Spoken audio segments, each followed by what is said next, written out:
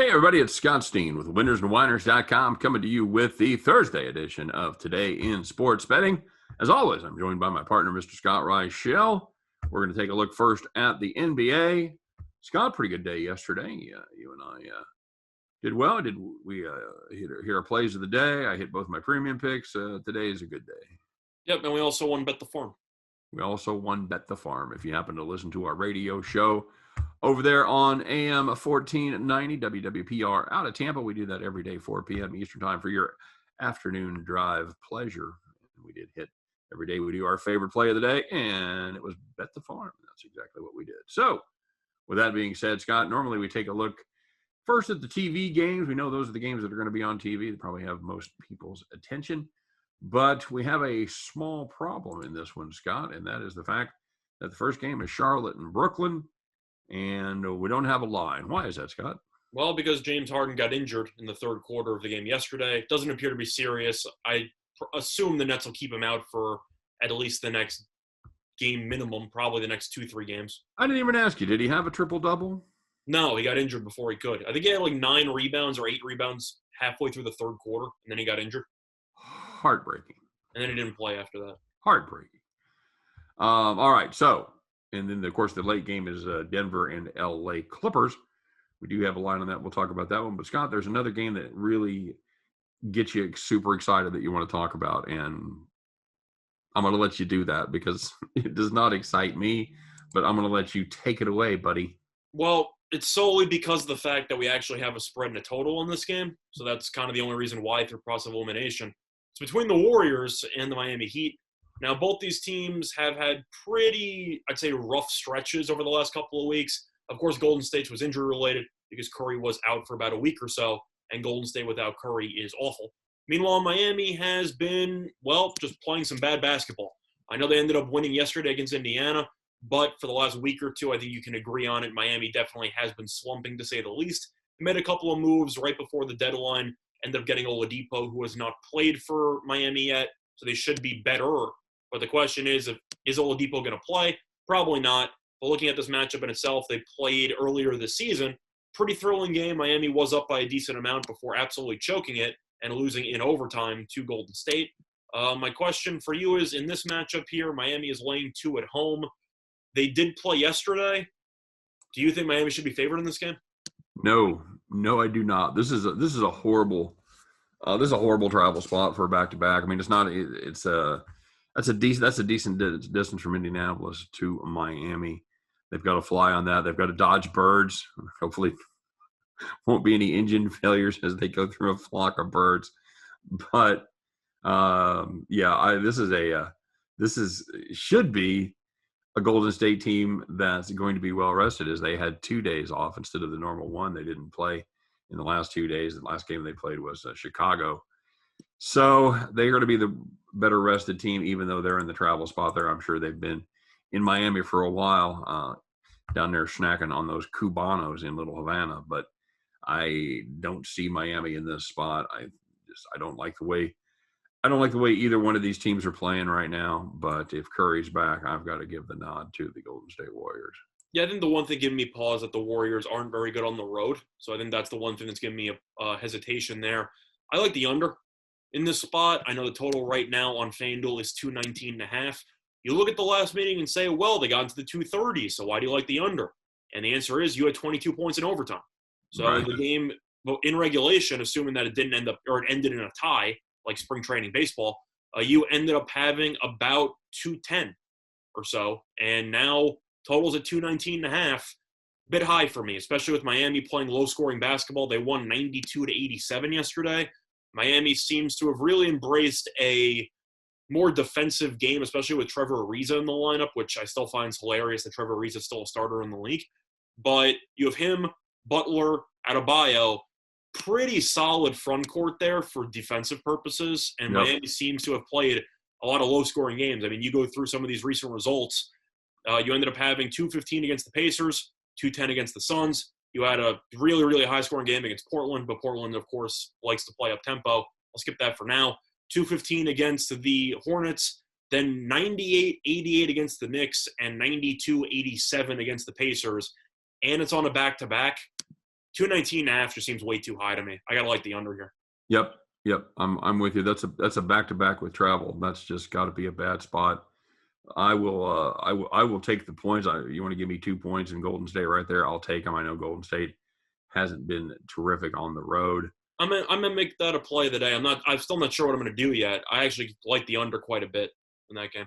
Well, and the thing is, obviously, it's the Golden State team doesn't cover on the road. They're 9-15 against the number on the road, but hold your horses and everybody else's.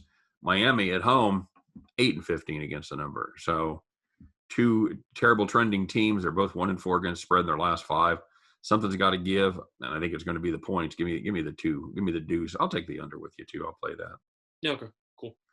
8. And now back to our regularly scheduled program as we take a look at the other game there on TV. Scott, this one has the potential to be pretty good. We always look ahead and see what could possibly be, and this could certainly be a Western Conference Finals there. If you squint, you can see it just a little bit. If Jokic can carry them, the Clippers, one of those two teams can dispatch the Lakers.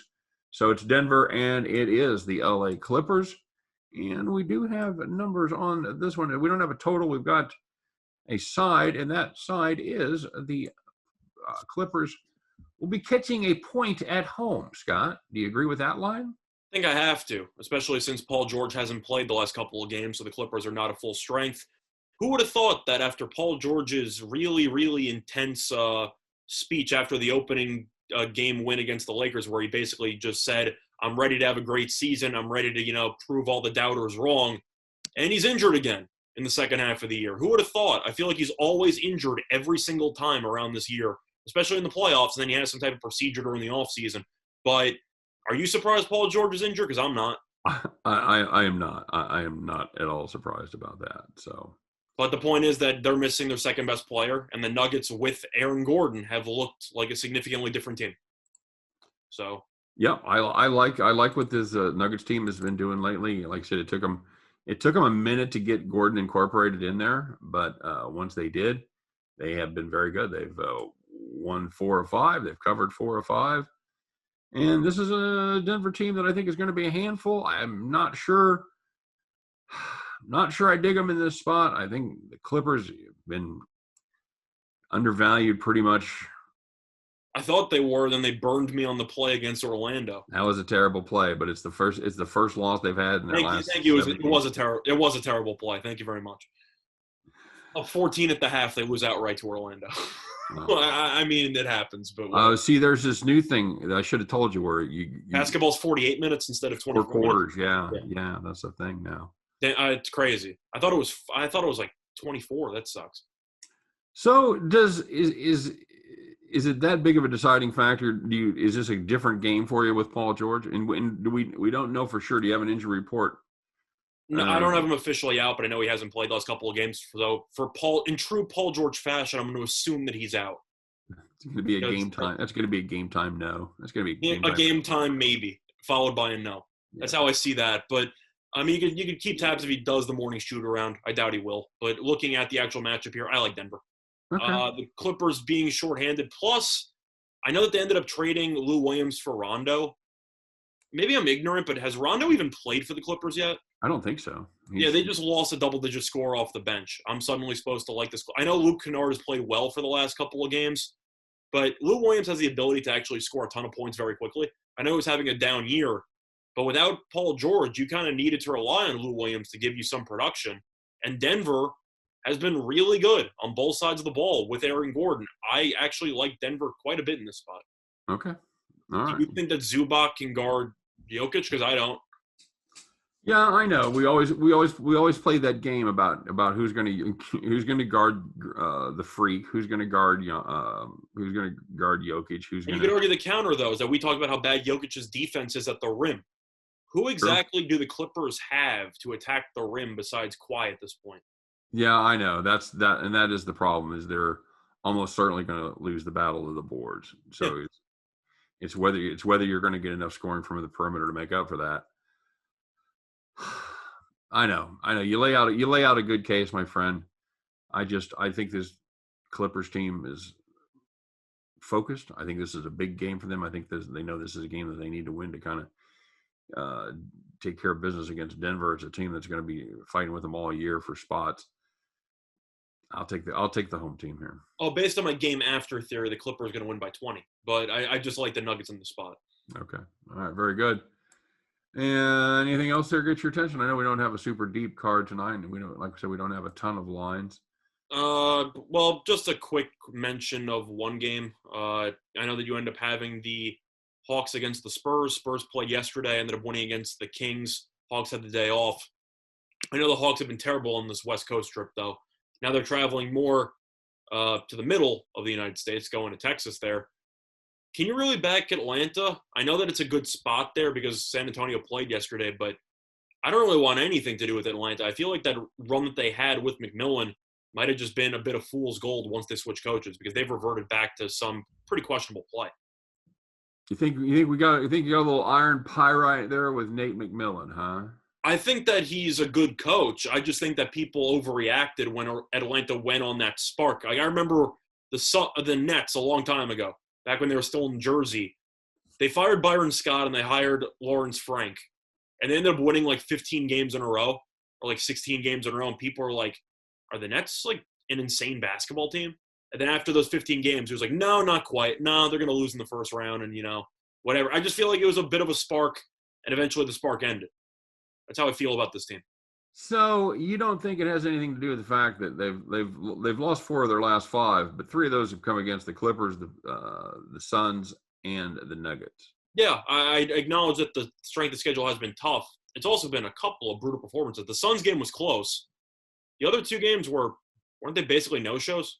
Yeah, not good. They lost by 9 against the Clippers. 6 they were down the entire game, but yeah. So yeah, it was a game that they never really threatened. The Denver game was an especially bad loss, losing by 24 there. But the Suns one was close. But they're at altitude, and then they came back and they missed covering by a point against Phoenix. Yeah, we talked about that. So I think they're going to be happy with the lack of competition. I have no faith in this. In this. I'm on the fence. I'm pleading the fifth here. I'm just throwing it out there to mention the travel spot. Yeah, it's a back-to-back. It's almost a wash. It's a back-to-back. It's a back-to-back against a team that's been really awful lately. Well, again. Yeah, I know the competition is definitely a step up from San Antonio, but I'm just throwing it out there.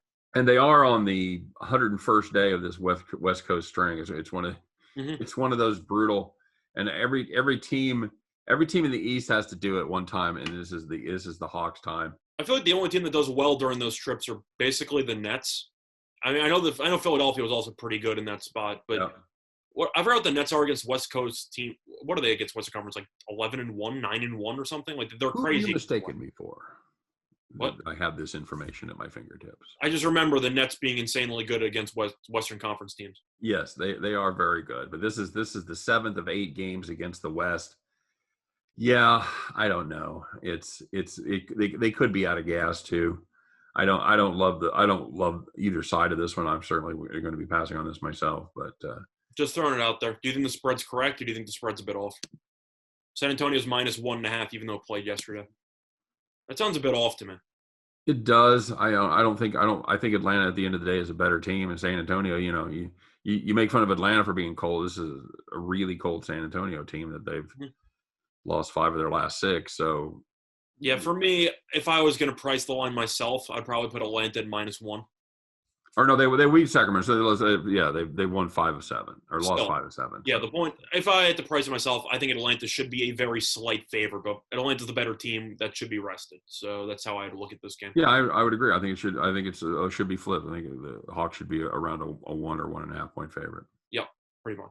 All right, I'll take the value there and hold my nose. Cool. All right, buddy.